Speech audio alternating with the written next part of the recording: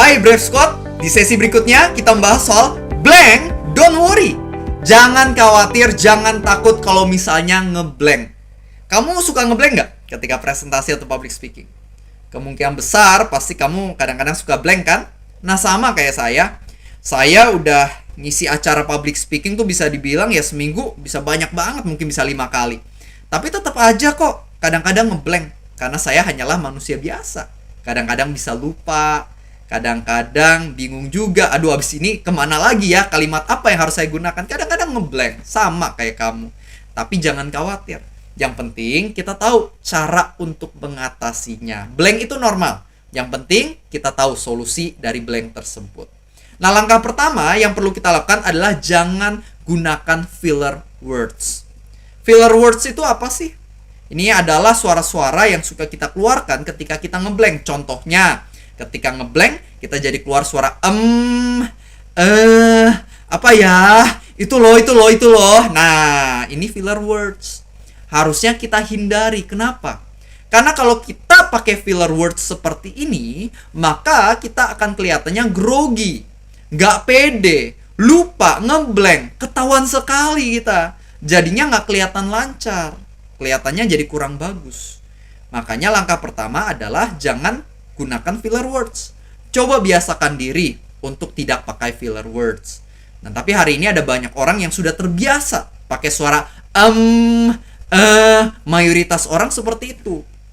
Nah, tapi kita jangan ikut-ikutan. Ya kita harus latih diri kita untuk menghilangkan filler words. Makanya penting sehari-hari latihan public speaking. Direkam.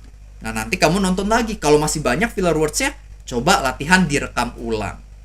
Ketika kita mau latihan dan dari awal kita udah punya tujuan nih, mau hilangin filler words, pasti lama-kelamaan suara lama-lama berkurang.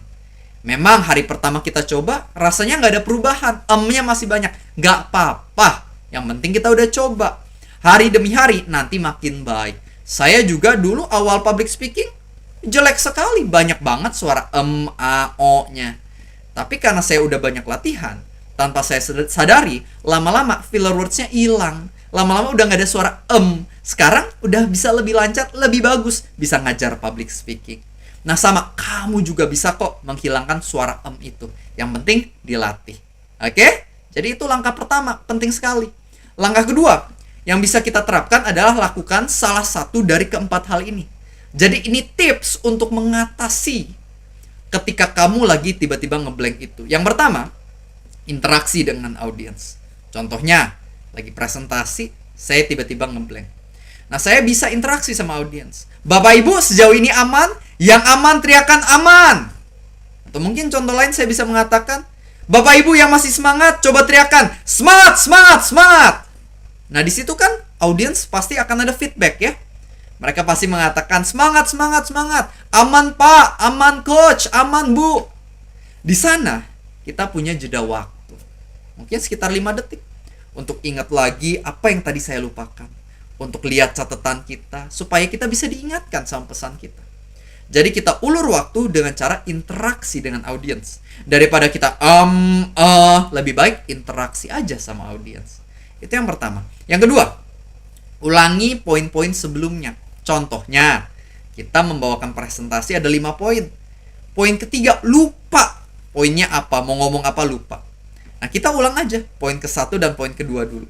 Contohnya, kita bisa bilang, Bapak Ibu, saya recap sedikit ya apa yang sudah kita pelajari sejauh ini. Yang pertama, kunci supaya berhasil, yaitu kita harus banyak belajar. Yang kedua, kita perlu melakukan yang namanya adaptasi. Nah, sekarang kita mau lanjut ke poin yang ketiga, yaitu jangan menyerah karena pasti ada tantangan di tengah perjalanan. Nah, contohnya seperti itu. Audiens nggak akan tahu kita lagi lupa. Audiens mikirnya, baik banget nih kita diingetin lagi supaya nggak lupa. Padahal kita mengulangi poin sebelumnya karena kita sendiri lupa dengan materi kita. Jadi kita mengulur waktu supaya kita bisa lihat catatan kita dan mengingat kembali apa yang perlu kita sampaikan. Itu yang kedua. Yang ketiga, yang bisa kita terapkan adalah skip aja ke poin selanjutnya.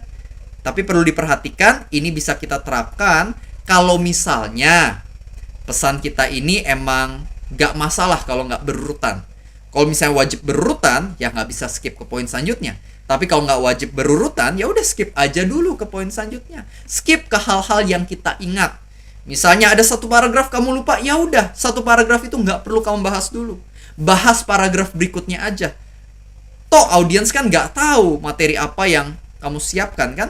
Kalau misalnya ada paragraf yang hilang, mereka nggak akan sadar. Jadi kita bisa skip ke pembahasan selanjutnya yang sedang kita ingat. Itu yang ketiga. Yang keempat adalah persiapkan magic sentence. Anggapannya persiapkan kalimat magic yang bisa menolong kita supaya kita bisa mengulur waktu. Anggapannya kalimat magic yang bisa disampaikan apapun waktu dan keadaannya di atas panggung. Saya kasih contoh.